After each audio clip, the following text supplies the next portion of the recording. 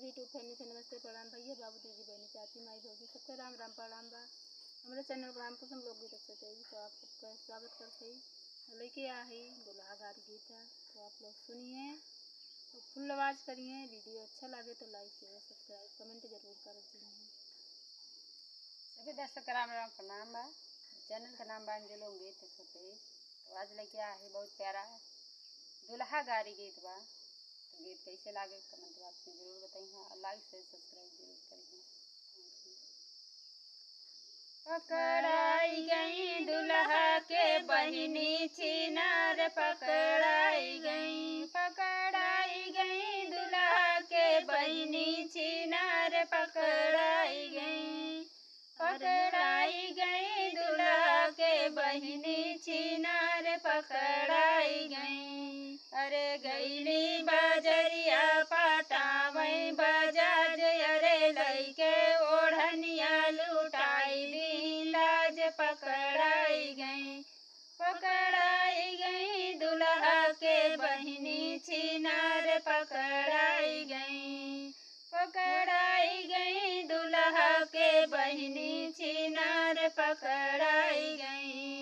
अरे गईली बजरिया पटावई बजाज अरे लइके ओढ़निया लुटाई दी लाज पकड़ाई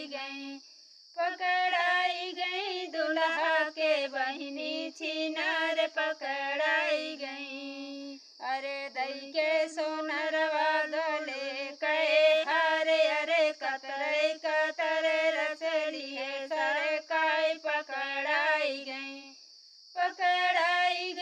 दुल्हा के बहिनी छिनार पकड़ाई गई दुल्हा के बहिनी छिनार पकड़ाई गई।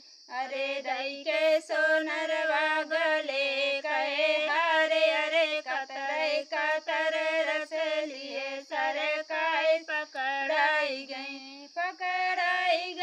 सोनरा के बहिनी छिनार पकड़ाई गई समधी के बहिनी छिनार पकड़ाई गई। अरे हेलवैया खिया के चाट चटकार अरे कोने में लइके मजाली से मार पकड़ाई गई समधी के बहिनी छिनार पकड़ाई गई। अरे हेलवैया खिया के हो चाट चटकार अरे कोने में लइके मजाली से मारे पकड़ाई गई बहनी के पकड़ाई गई दुल्हा के बहिनी छिनार पकड़ाई गई